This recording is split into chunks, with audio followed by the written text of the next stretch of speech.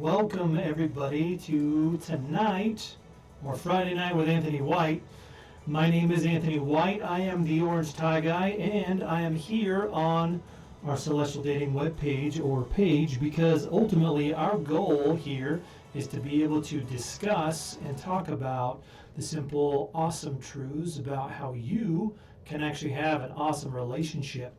Typically, I open in my chats and conversations with people as, hello, beautiful people, because that's true about you. You are a beautiful person. One of the things that I've come across recently is a little too much negativity and too much pessimism. There's far too many people out there that don't feel they have value or that they are up to par, that they are not meeting expectation. Well, guess what? Here's a simple truth that a mentor of mine named Scott Anderson gave to me, and he said simply this: unmet expectations brings negative emotions. And the truth is that's absolutely 100% accurate. When we have high expectations for ourselves or even from other people, then guess what? If we don't have them met, negative emotions will kind of supersede any other previous emotion, whether it's positive or even neutral. It's ultimately we just get disappointed is really what it is, and we hold people to other expectations. Well, tonight I wanted to kind of address something specific. It's kind of a problem. I would probably say it's a plague of sorts. And what I want to do is I want to make sure that it's crystal clear for everybody to know and to recognize that this is not okay. One of the things that I'm on is I'm on a lot of pages when it comes to conversations, when it comes to relationships, when it comes to just people that are really just looking for belonging. They want to look for and find really anybody who will listen to them. Help them to feel right or good about themselves. And don't get me wrong, it's nice to have that validation, that acceptance, to be able to belong. But at the same time, I'm finding far too many people out there that are looking in the wrong places and they're looking in the wrong ways. One way of that is, and I mentioned this earlier on another Friday Night with Anthony White, I mentioned that I get these invites on Facebook from women that are presumably single and showing cleavage or this or that or the hot pictures, right? Or something that's supposedly attractive. Well, yeah, sure, they're attractive to certain types of people, not to me. And it's one of those interesting truths when I see this, and I'll go to their picture and see when it was created or added, and it's like 5 days old. And then conveniently enough, like all of their pictures are like 5 days old, so it's like clearly a new profile, clearly new information, clearly new pictures, and it's like, that's a little suspicious to me. First and foremost, I don't know who you are, so I'm not necessarily going to friend you because I don't know who you are. And if you do want to be my friend, awesome, then, let's build a relationship. If it's some kind of conversation online, great. But at the same time, I'm not going to, send you personal, intimate pictures of me and stuff like that. And I've noticed that there's far too many people that are willing to compromise on their own standards when it comes to acceptance and belonging. And that's something that I kind of want to nip in the bud. I kind of want to address is ultimately that when it comes to relationships, when it comes to people, is ultimately, are you compromising who you are? Are you really kind of sacrificing in the sense of, you know what, I want to be this person, I want to feel this way, I want to, be or have this, but at what cost? And that's what's interesting. Whenever we want something, it usually comes at a cost. And that's where it boils down to the simplistic fact of give and receive, right? It's the idea that if I give you money, I can receive, or you will give me something else. It's a barter, right? It's the fact that if I do this, then you'll do that. Well, what's interesting is this concept of bartering or selling or whatever it is somehow has blended into our relationships. In our relationships, it's what we call codependent. It's the sense that if I, give you time and attention, then you'll make out with me. right? And I hate to say it, but it's pretty much that blunt into the conversation or the concept of what I'm trying to give to you today. Is that there's a lot of people that are saying, well, if you do this, then I'll do this. Or you need to do this first, then I'll do this. And it's this selling kind of mentality. And it's a very toxic behavior. This is where we get people pleasers. People pleasers are people that will do what they can to get what they want. And it's really in the sense of when it comes to relationships or people, if they have no standards, if they have no, integrity or morals, then great, good for them. But they also suck in other people who maybe do, and they convince other people to be that way. And the people they're usually convincing are the people pleasers, those codependent people. Now, this is not a video of how do you manipulate somebody else who is codependent or a people pleaser. This is to help to self-identify for yourself or even potentially other people that you have relationships with and whether or not their toxicity or yours is bleeding into their lives.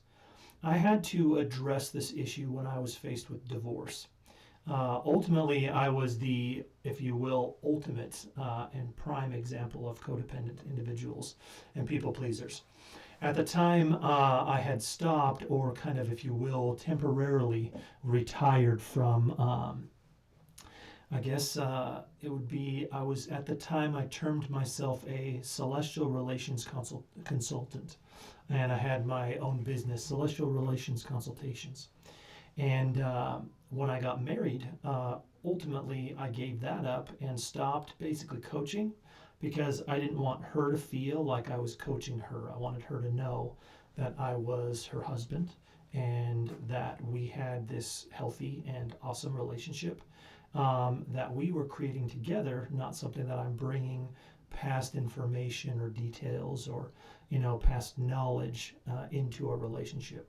Well, interestingly enough, that was a codependent mentality. Well, if I don't do this, then she'll love me more or appreciate this or that or whatever. She never asked for it. She never hinted to it. I just drew that conclusion myself and decided on my own. Well, if I do this, then she'll this or then this, etc.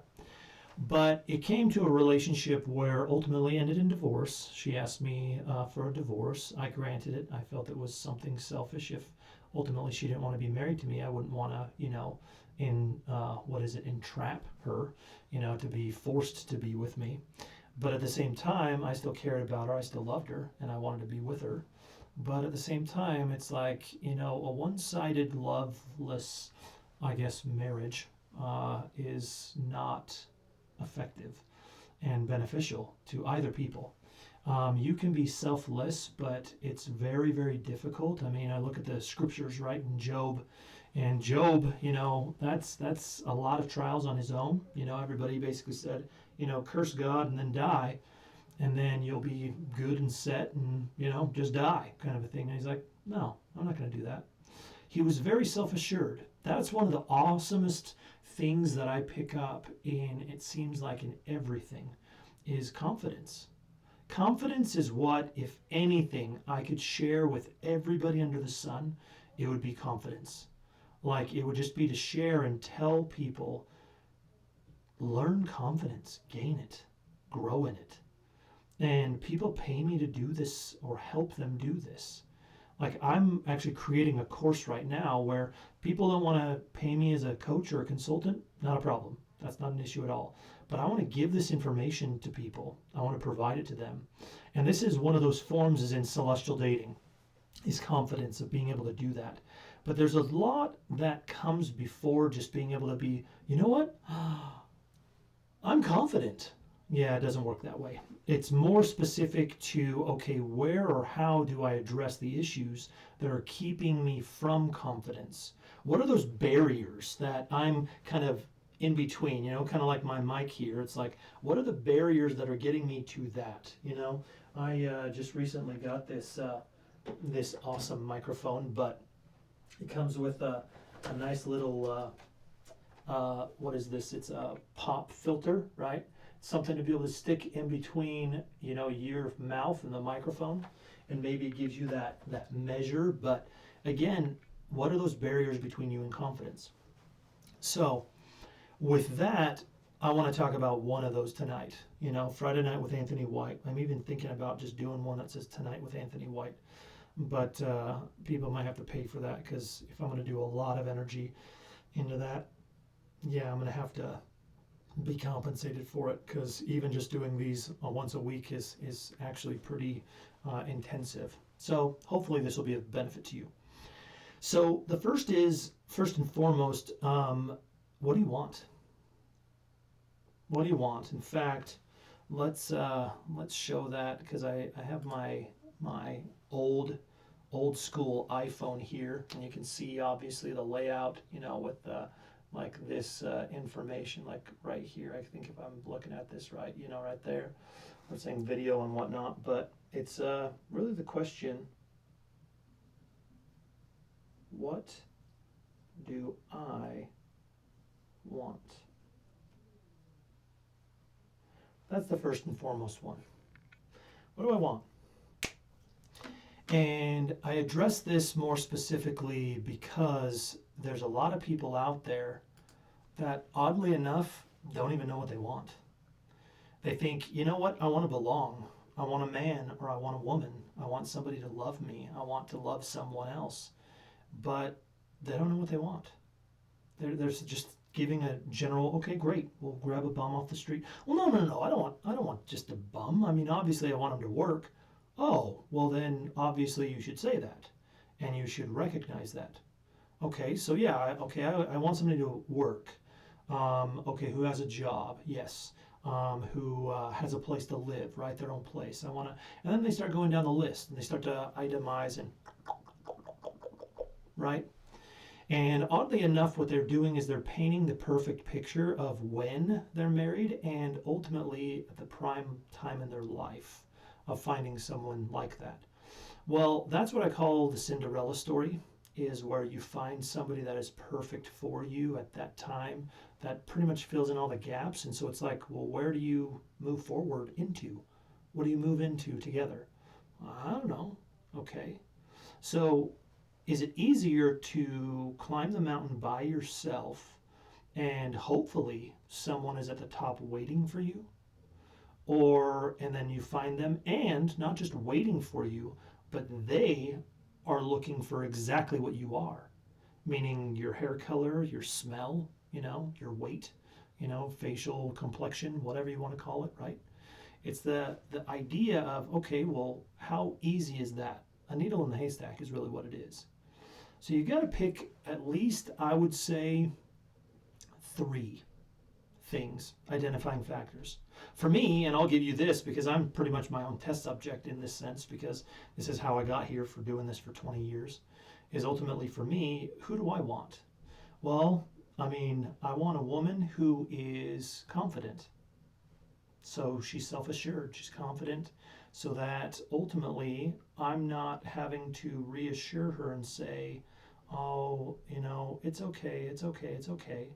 Like, don't get me wrong, I definitely expect and plan and hope to have that in my relationship with her. But does she need me to do that all the time? No. So she's self-assured. She knows who she is. She's confident with who she is and comfortable in her own skin. She's confident. So that's first and foremost. Secondly, she's got to be faithful. I'm a member of a church, and in my church, I'm a disciple of Jesus Christ. I want somebody who's faithful along the same lines with me, that have those same covenants and same ideals and same desires in the sense of spiritual growth, as far as being able to, move beyond this life and throughout all eternity. It's that concept. That's what I want, right? And then I also want to have, my third thing, a best friend. Those are really the 3 things right there. And when I say a best friend, I really want somebody who accepts me for me, who loves me for me. Because I'm going to make a lot of stupid mistakes. A lot. We all do, right? We all make mistakes. And we all have our moments where we're down, or we have problems or an issue that comes across our way. And so in this whole concept, in this perspective, it's the idea and the notion of saying, you know what? Yeah, I'm upset right now and I want to vent at you or upset and I do it. But then, minutes later or whatever, it's like, I'm sorry, right? I apologize, and it's not something where it's like I hold a grudge or anything. No.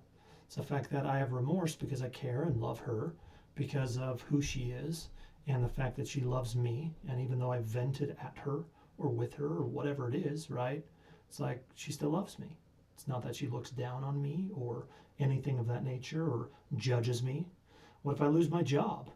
Well, if she's attracted to me and my job, or the fact that I have this job, or my money, or success, well, that's not my best friend.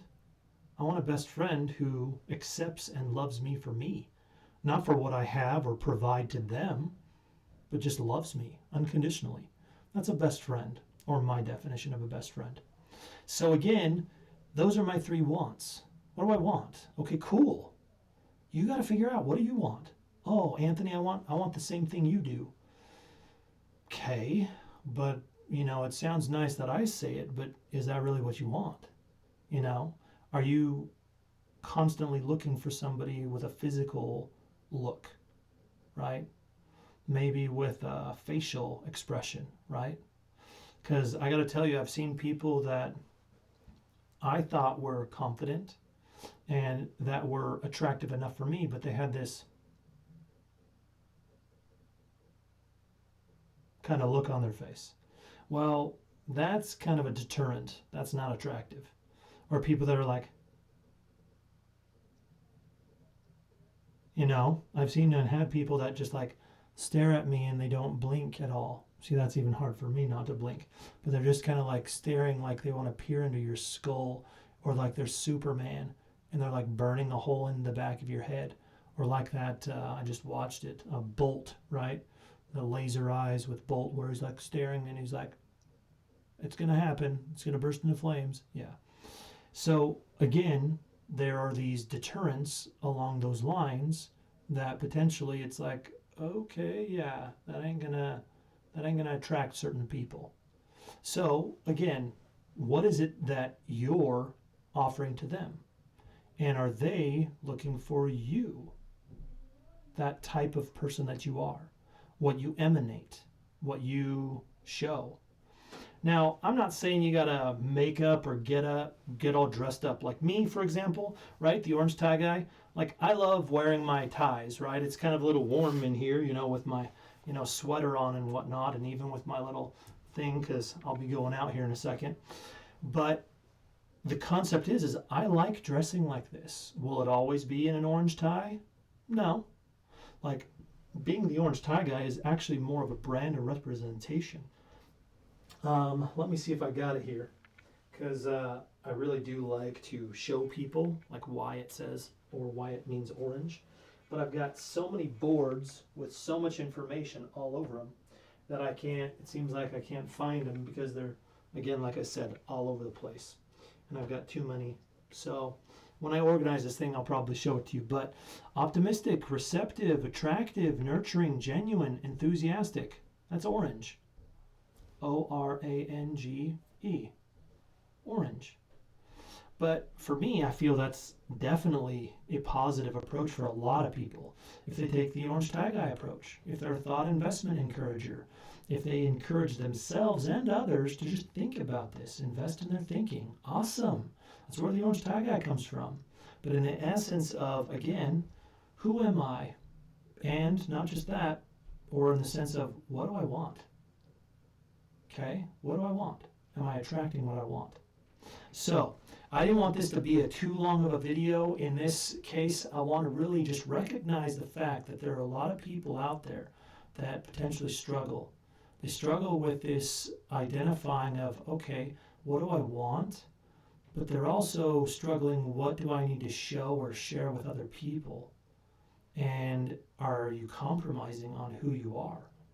Because what you want and what you're portraying yourself to be may be not attractive, in the sense that if I want somebody who is, again, on that spiritual level that I want to be on, would me being like ripped, right? And you see me like naked and doing like these, like, like flex kind of like, kind of poses and stuff. Is that really going to attract the woman that I want?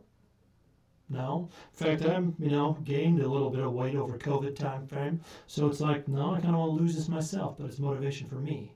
I don't want to do it because somebody else wants me to. I want to do it because I want to. But it's the same size that if I was plus size, right? Then it's like, okay, she loves me regardless, even though I'm a little pudgy. She's not afraid to say, hey, Anthony, you're gaining a little weight, aren't you? Yeah, I am. Sorry, I kind of want to lose it, but at the same time, I don't really want to give up my foods. Okay, just kind of curious about that. Awesome. Not somebody to nag me, or again, the people pleaser side of things of like, well, you know what? Either you lose weight or get out kind of a thing. It's like, okay. That's not unconditionally loving. That's not a best friend. They don't do that. And if your best friends do that, they're not best friends. That's really sad. But anyway, so I just want to brief and sum it up that when it boils to you to recognize and identify, what do you want? That's a super, super essential understanding for you. And what's fascinating is it's actually across the board with a lot of just in this industry of self-help, of recognizing that you can attract anything you want and everything you want. But it also depends on who you are. Because if what you want, which may be, gold and, money and success and business and all this other stuff, you may have to compromise on your standards in some cases if you're going to take the short route. Well, are you willing to do that? And that's really, again, what do you want? And if you identify what you want, that helps you to be able to find and identify, okay, yeah, I want to be on the top of that mountain with someone. So are you going to go up there and find someone that's, barren? Or do you find somebody who wants to take that path with you to get to the top of the mountain? Do you find somebody, whether you're on your way by yourself and you look for somebody else that's alone? Or do you ask and you find out, hey, I'm heading up this mountain. Would you be interested in joining me? Would you be interested in asking, finding those other people? But you got to find out, what am I looking for? Who am I looking for? So that you can have that. So this is tonight or Friday night with Anthony White. I am Anthony White, the Orange Tie Guy. And I hope this adds a little bit of a nugget or a little bit of perspective for you to kind of figure out, okay, simple and straightforward, what do I want?